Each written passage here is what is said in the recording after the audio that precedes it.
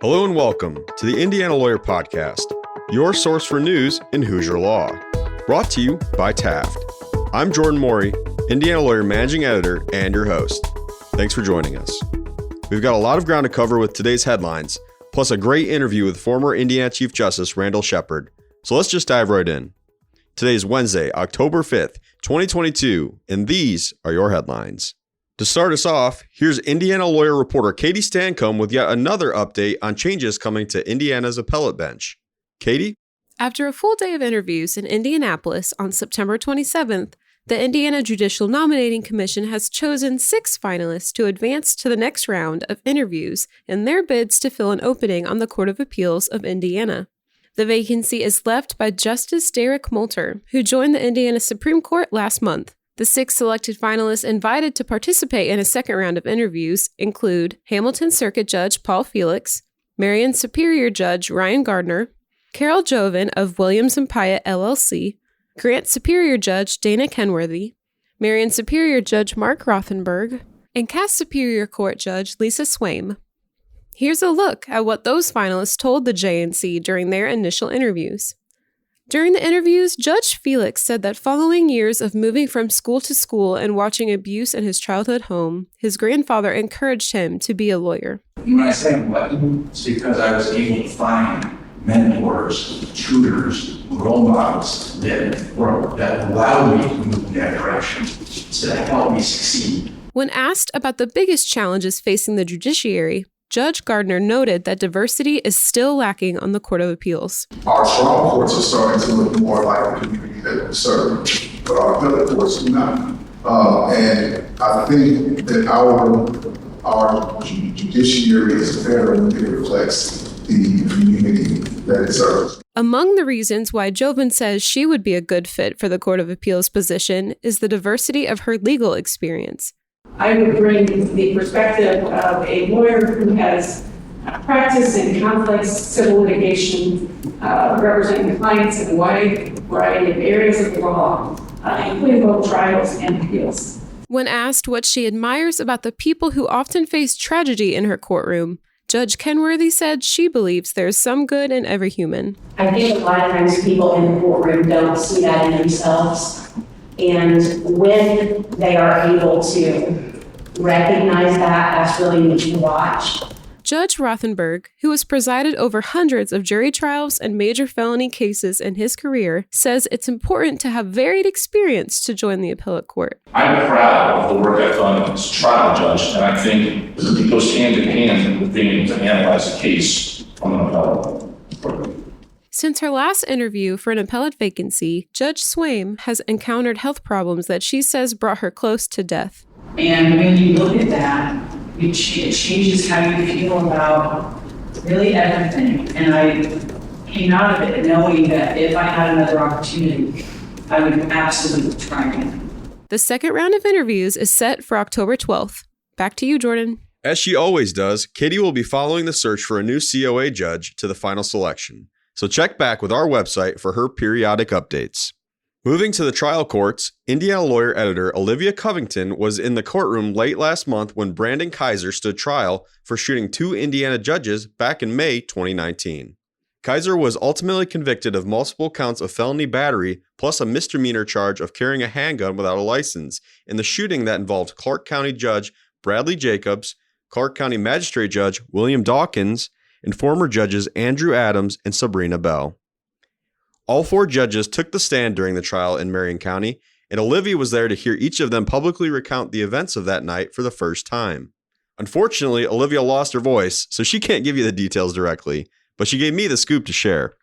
All 4 judges testified to drinking in the hours leading up to the shooting, so aside from Dawkins, their memories of that night are very limited. In fact, Judge Jacobs, who was shot twice, remembers leaving a bar and then waking up on the ground after being shot, but nothing in between, including the fight in the downtown Indianapolis White Castle parking lot that culminated in the shooting. Adams was also shot, but both he and Bell claimed to have no memory of what actually caused the brawl. Dawkins was inside the White Castle restaurant and only came outside once the fight had begun. Surveillance video from the parking lot shows 2 groups of men charging at each other. One group, including Adams and Jacobs, and the other, including Kaiser and his nephew, Alfredo Vasquez. Adams and Vasquez are seen punching and wrestling with each other, while Jacobs pins down Kaiser. When Kaiser eventually gets up, he is seen shooting Adams once in the abdomen, then Jacobs twice in the chest and abdomen area. The judges were frequently emotional as they testified. Dawkins recalled Jacobs telling him that he didn't think he would survive his wounds, and Jacobs recalled a White Castle employee imploring him to fight to stay alive for his 3 daughters. Both Adams and Jacobs raised their shirts in open court to show the jurors their remaining scars from the shooting 3 years ago. Kaiser's case was based on a theory of self-defense. Olivia wasn't in the courtroom when he took the stand, but he has consistently argued since the shooting happened that the judges were the initial aggressors. Vasquez, who testified for the prosecution, claimed Adams and Jacobs had been yelling profanities after Kaiser whistled at Bell. But Bell testified that the two groups had initially began speaking to each other in a, quote, jovial manner. The surveillance footage does not have any audio, so we may never know exactly what was said around 3 a.m. on May 1st, 2019, before the fight began. But what is clear is that the shooting has a wide-ranging impact, with Adams, Bell, and Jacobs each being disciplined by the Indiana Supreme Court. Adams losing his re-election bid and pleading guilty to a misdemeanor, Vasquez also pleading to a misdemeanor, and now Kaiser facing sentencing on multiple felonies. Olivia will continue to follow this case, including Kaiser's sentencing later this month, so check back with us for updates. You can check out her detailed coverage of the judge's testimony on our website, plus testimony from other witnesses in our most recent print issue. Also happening in Indiana's trial courts are the continued challenges to Indiana's new abortion ban, which, at least the time I recorded this, is preliminary enjoined. Late last month, a special judge in the Monroe Circuit Court issued the injunction against Senate Enrolled Act 1, which banned abortion in the state with limited exceptions. The judge, Kelsey Hanlon of Owen County, ruled that the plaintiffs were likely to succeed on the argument that the ban violates women's right to privacy guaranteed under the Indiana Constitution. Although she rejected the argument, the ban also violated the state constitution's guarantee of equal privileges and immunities. Indiana Attorney General Todd Rokita has appealed the injunction, seeking emergency transfer to the Indiana Supreme Court. He also asked the Court of Appeals of Indiana for an emergency stay of the injunction, but that request was denied. Even so, the Court of Appeals appears to be moving quickly, setting a deadline early this month for the plaintiffs, which include Planned Parenthood, to respond to the appeal. Meanwhile, in Marion County, a second lawsuit challenging SEA 1 is set for a hearing on October 14th. That lawsuit opposes the abortion ban under Indiana's Religious Freedom Restoration Act, with the plaintiffs arguing that many religions, including portions of Christianity, support the right to abortion. Clearly, Indiana's abortion landscape is changing, and fast. The best place for the most up-to-date news is our website, so make sure you're checking in with theindianalawyer.com regularly. Shifting gears, we have results to report from the July 2022 Indiana bar exam. The overall pass rate for this summer's exam was 68%, just 1 percentage point down from July 2021, the first year Indiana administered the uniform bar exam. First-time test takers in July 2022 passed at a pass rate of 76%, while repeat test takers passed at a rate of 28%. Those numbers are very similar to July 2021, when 78% of first-time takers and 27% of repeat test takers passed, respectively. The admission ceremony for successful July 2022 applicants will be held on October 31st in Indianapolis. You can read the full list of test takers who passed the July exam on our website. In other law student-related news, an attorney licensed in Indiana is the lone plaintiff in a federal lawsuit challenging the Biden administration's plan to forgive billions of dollars in student loan debt. Frank Garrison filed the lawsuit in the Indiana Southern District Court, where he is arguing that the student loan forgiveness plan will result in himself and borrowers in at least 6 states incurring additional financial obligations because their canceled debt will be counted as income and taxed by their states. The complaint doesn't share how much Garrison owes in student loan debt, but he claims he paid for college with federal student loans and Pell Grants, making him eligible for $20,000 worth of student loan forgiveness. However, because Indiana plans to count the loan forgiveness as taxable income, Garrison says he'll face a state income tax liability of more than $1,000 for the year 2022. According to Garrison's complaint, quote, such an economically and politically significant action requires a, quote, clear authorization by Congress, end quote. He's seeking a declaratory judgment and permanent injunction against the loan forgiveness plan. Garrison is represented in the lawsuit by the Pacific Legal Foundation, which is also his employer, according to the Indiana Roll of Attorneys. Garrison names the U.S. Department of Education and Education Secretary Miguel Cardona as defendants. To wrap up today's headlines, I'm going to send it back to Katie to tell you about a story she's working on for the next print issue of Indiana Lawyer. Legal aid is critical for many Hoosiers who find themselves in need of guidance or support in the legal-related matters of their lives. That's where pro bono assistance can often save the day. On August 25th and 26th, the Indiana Bar Foundation and Indiana Coalition for Court Access hosted a 2-day pro bono retreat focused on building relationships and connections as a statewide pro bono community. Specifically, pro bono leaders focused on how to expand the abilities of Indiana's pro bono system to provide services throughout the state, improve collaboration, and expand pro bono services for housing stability issues. On the heels of the retreat, several Indiana pro bono organizations are now coming together to create a strategic plan to more efficiently connect attorneys with pro bono opportunities statewide. Check out Indiana Lawyer's October 12th issue to learn more about the strategic plan on how pro bono leaders hope to make it as easy as possible for attorneys to get connected with pro bono opportunities. Thanks, Katie. All right, that's it for this week's headlines. As always, you can visit theindianalawyer.com for more on these stories and more. Stick around after our sponsor break to hear my conversation with former Indiana Chief Justice Randall Shepard. I think you'll really enjoy this one.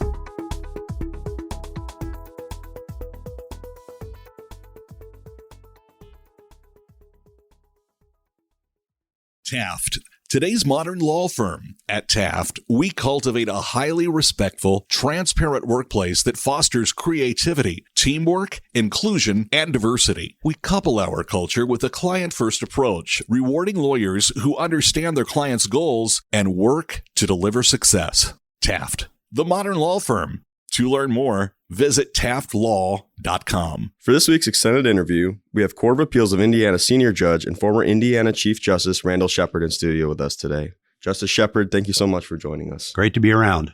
Justice Shepard was appointed to the Indiana Supreme Court by Governor Robert D. Orr in 1985 at the age of 38.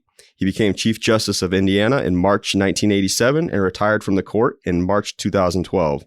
At which point he was the longest-serving Chief Justice in Indiana history and the senior Chief Justice in the country's state Supreme Court.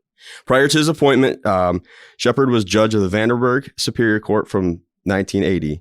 He earlier served as executive assistant to Mayor Russell Lloyd of Evansville and as special assistant to the Undersecretary of the U.S. Department of Transportation.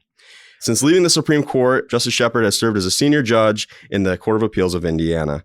Justice Shepard, I know it's been a few years, but I always like to ask this question. Why did you decide to pursue a career in the law? Just about everybody I knew in college either went to business school, medical school, or law school. And of those, the one that I felt I could probably do best, I couldn't have gone to medical school.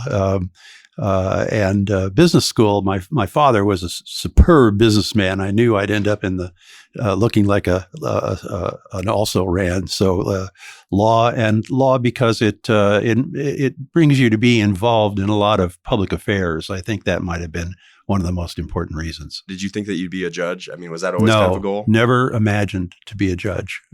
Always expected I would be a practicing lawyer, and I did for a while, but I got talked into applying for a judgeship by one of my best friends on a Friday night, and there you are. What does your schedule look like these days?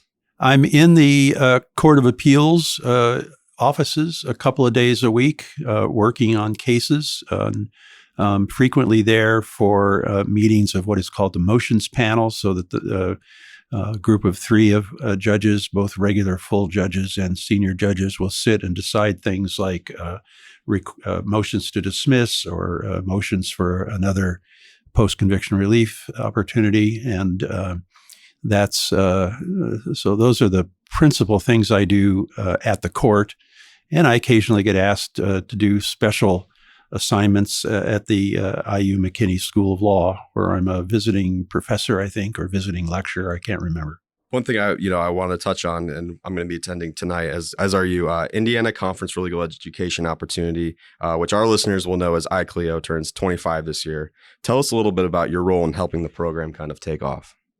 In the mid-'90s, there had been a federal program called CLEO, And in the mid-'90s, the Congress cut it completely from the budget. And this seemed like a really bad decision. It didn't save the federal government very much money, but the role that the existing national CLEO had done was to give a lot of opportunity and assistance to minority students who might not have gotten to be lawyers without it. So I asked the legislature in my State of the Judiciary address to create an Indiana CLEO. And they reacted to that quite well, I'm happy to say, and have ever since. The Indiana story on building a bigger cadre of minority and people who are disadvantaged another way, people who are disabled in one way or another are sometimes admitted to CLEO because it'll help them get across the finish line.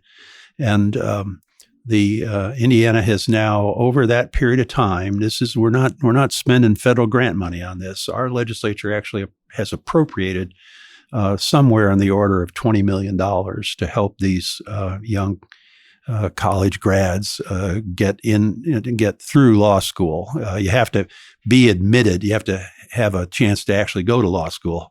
You have to be admitted by one of the schools in Indiana before you can get into CLEO. So it's a wonderful thing that says something about Indiana. The vote on creating this program back in the mid-'90s was, as best I recall, 91-7 in the House of Representatives and 49-0 in the Indiana Senate, where Senator Bob Garton was one of our great supporters. He was then the pro tem in the Senate, and since then. It has happily continued to thrive. It is overseen by the Indiana Supreme Court. They're the ones who have the staff people who make this happen, and they're the ones who give the assistance that iCleo represents, which I'll describe if you want me to. But absolutely. Well, basically four elements. One is if you're admitted to iCleo, you get to attend a summer institute. It's residential. You got to go there and do it full time. And it usually lasts 5 or 6 weeks.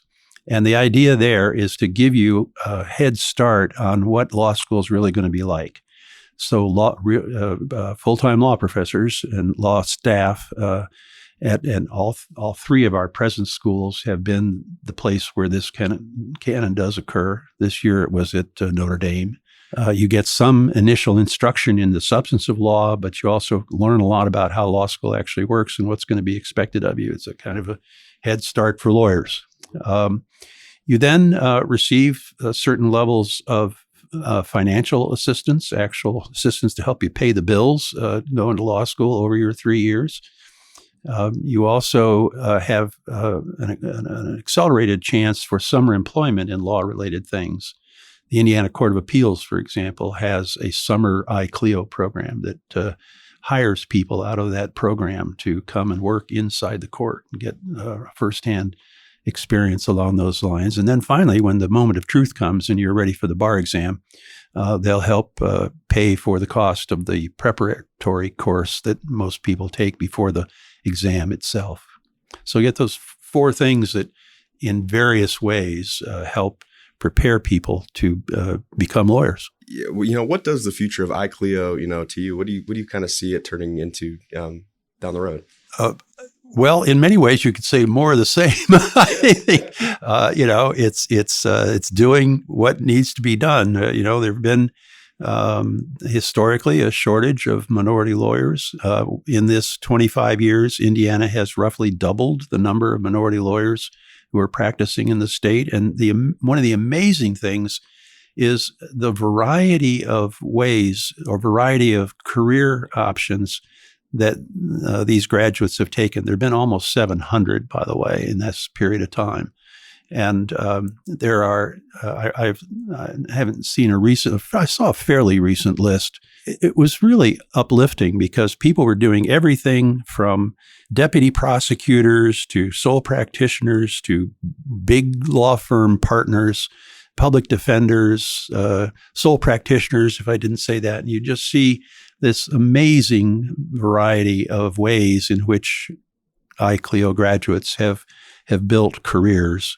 And it was uplifting to see the many ways in which they we've got some judges who were ICLEO graduates, and I say hallelujah. Kind of building off that, you've been involved in a lot of different initiatives over the years with the judiciary. What are some others that you feel like have made a lasting impact? One that has made quite a difference is so long ago it's almost forgotten, but in the 1980s, when I got appointed by Governor Orr, the Indiana Constitution said that if any criminal defendant got a penalty of more than 10 years, that case would skip the Court of Appeals and go straight from the trial court to the Supreme Court. And as the crime rate went up and the penalties went up, the backlog at the Supreme Court went up. They were almost 2 years behind, even though they were, as individuals, they were turning out something like 100 opinions a year each. So what had to happen, and what that meant, the meaning of that was that they didn't have much time to do other things that are valuable and that you would hope a Supreme Court would be involved in. One was civil litigation. If you had an appeal in a civil case, like a business dispute, your chances of getting your case to the Indiana Supreme Court were pretty small. The first year, Justice Brent Dixon, who came about the same time as I did, the first year we were there, of the cases that the Indiana Supreme Court decided, 93% were criminal appeals. And that was considered low. So that all the people who had family disputes, business disputes, accidents, just got shut out. And that was unfair to the largest part of the population, didn't have the chance. The other thing that the court had very little time for was court reform and projects just like ICLEO, that because they were so overwhelmed.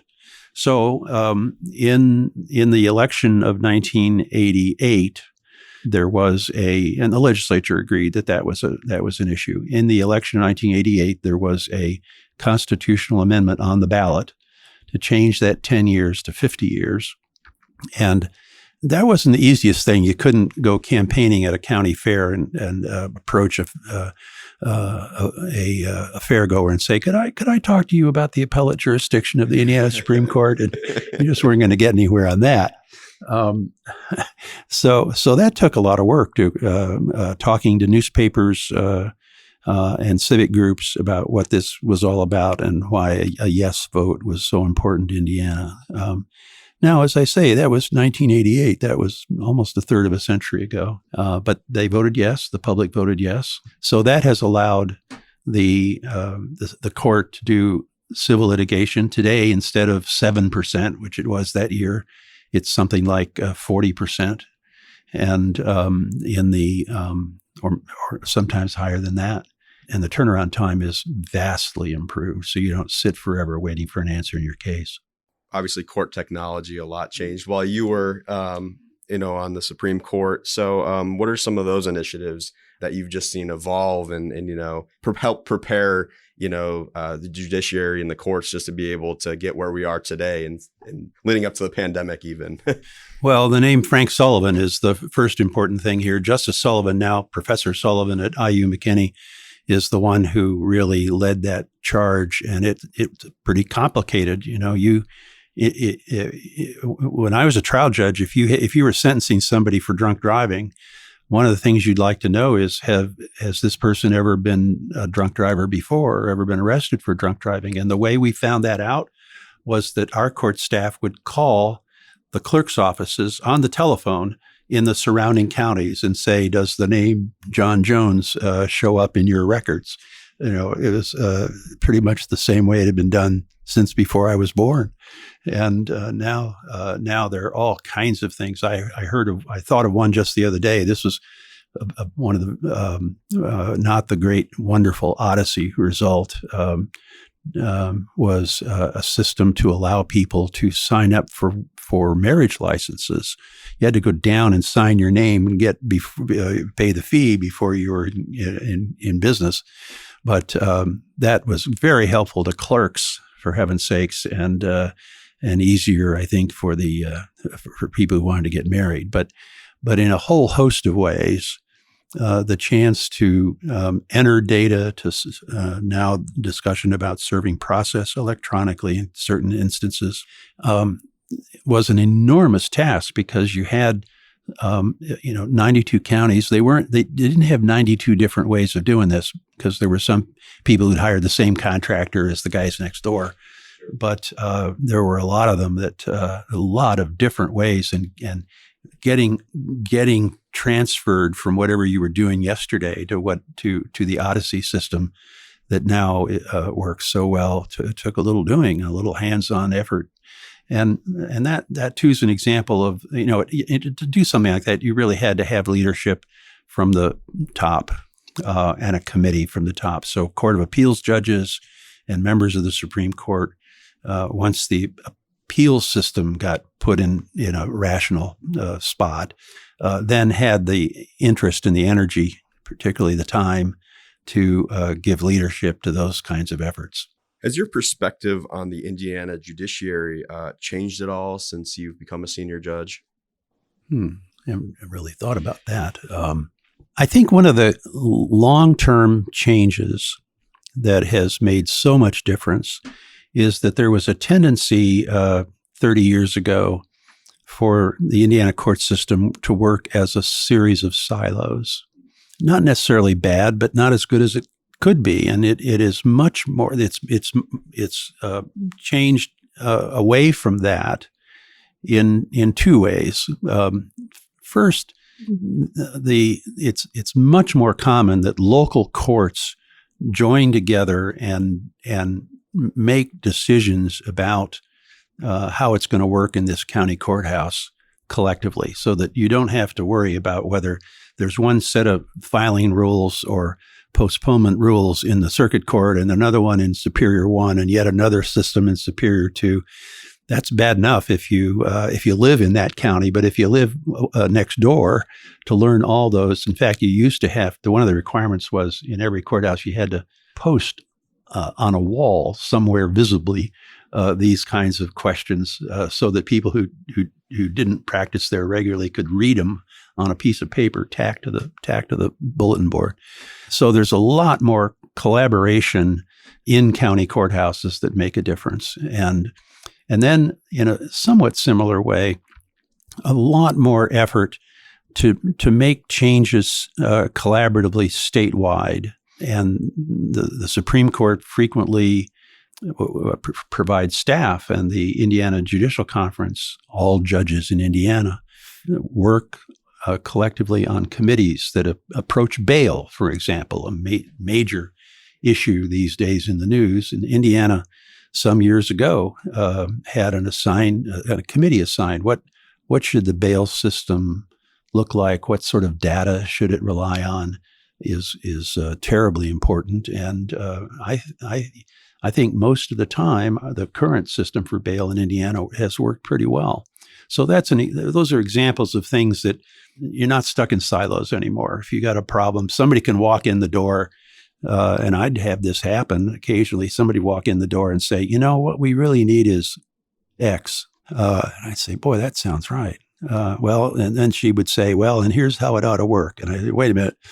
Why don't you go put X together, get a committee, and if anybody gets in your way, tell them to call me. But a perfect example of that was, for quite a long time now, we've had statewide guidelines for child support. This has been true since the late 80s, no later than that. And early 90s at the most. And it has to be re-examined every couple of years to look at economics and family finance and so on. So there's a committee that's the Child Support Guidelines Committee. And in the course of re-examining those in the regular time frame for business, the committee came to the Supreme Court. I'll never forget it. Came to meet with the 5 members of the court and said, "We are finished with these revised support guidelines, but we have an idea that we think Indiana needs." These are all trial judges. We have an idea. We think Indiana needs something that has to do with what we used to call visitation. How does a parent who is not the main custodial parent get to interact with his or her children? And there is no guideline on that, they said, and it's very different from one place to the next. And we think we could create a visitation guideline if you're willing to consider adopting it. We're not going to do this if the 5 of you were opposed outright, and the 5 of us kind of nodded and said, "Yeah, that sounds plausible. Why don't you do that?" Well, one of the things they did that I admired was they changed the word. It used to be visitation, and you'd occasionally hear usually a father who was the non-custodial parent, not always. You'd occasionally hear a father say, "What do you mean I get to visit my children? They're my children. I'm supposed to be helping taking care of them." So they changed the word. They're now called parenting guidelines. That's what these encounters are supposed to be about. And so we adopted them. And now both the support guidelines and the parenting guidelines are at use in every courthouse in Indiana every day. And that's if you let people know that you're open to reform, sometimes they walk in the door and hand it to you. What do you see as some of the most significant issues the Indiana courts and the legal field, face today? I think we continue to have real issues on finance. One of the things that has happened over time is that the cost of courts has been financed so much by filing fees. So if you walk in the door and you want to file a claim for debt or an eviction or a dissolution of marriage, that number has gone up quite a bit. Now, both the legislature and the counties, of course, the counties are, each county one at a time gets to make its own decisions about budget, and I don't blame them for being tough with all the people who are there asking for money. There are a lot of other elements of county government that need to be sustained. In most states, the courts, I'm not sure, I think it's a majority, and not a huge majority of states, the court system is financed through the state budget.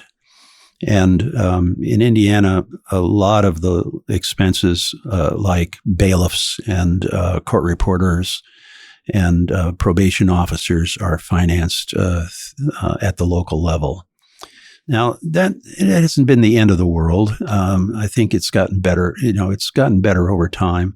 One of the things that has changed, thank goodness, is that we're not always at the legislature asking for pay raises, which used to be something I thought about almost every day when I'd walk in the State House to go to work.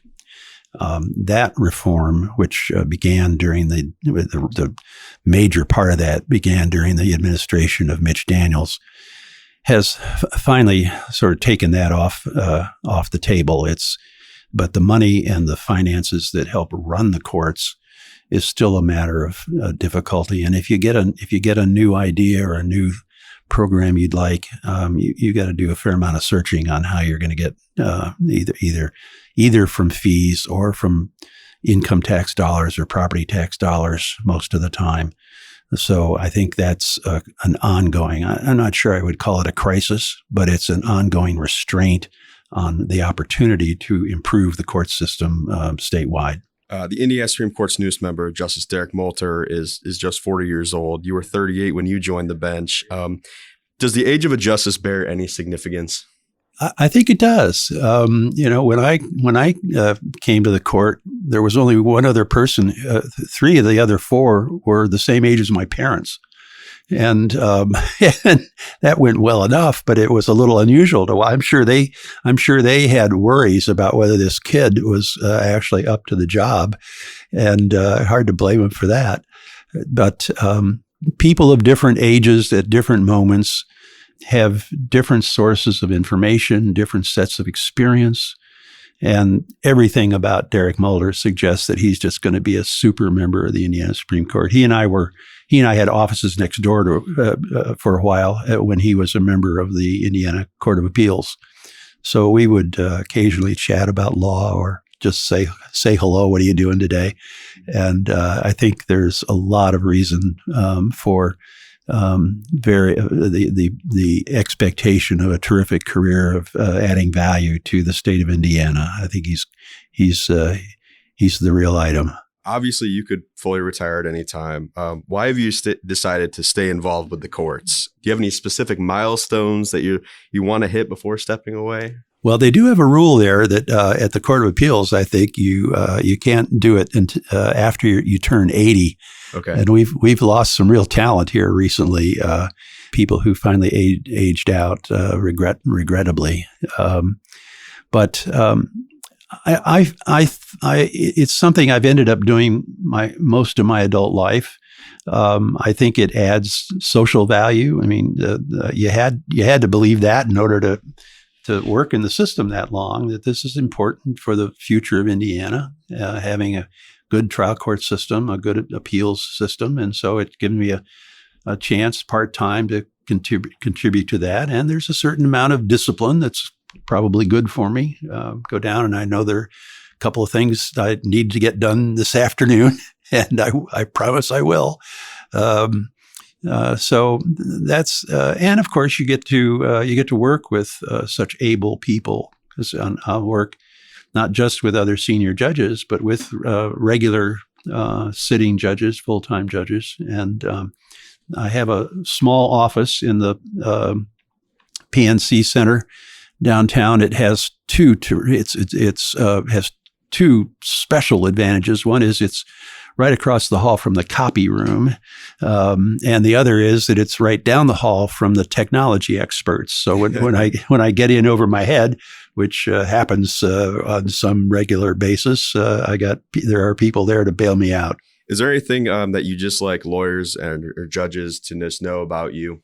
I guess I try my best to be a listener, somebody who's on the lookout for useful ideas, useful projects, things that can help create a more just society, and try to give time to those whenever I can. And I think and I believe happily that Indiana has plenty of people who approach their legal work, whether they're lawyers or judges, in the same way.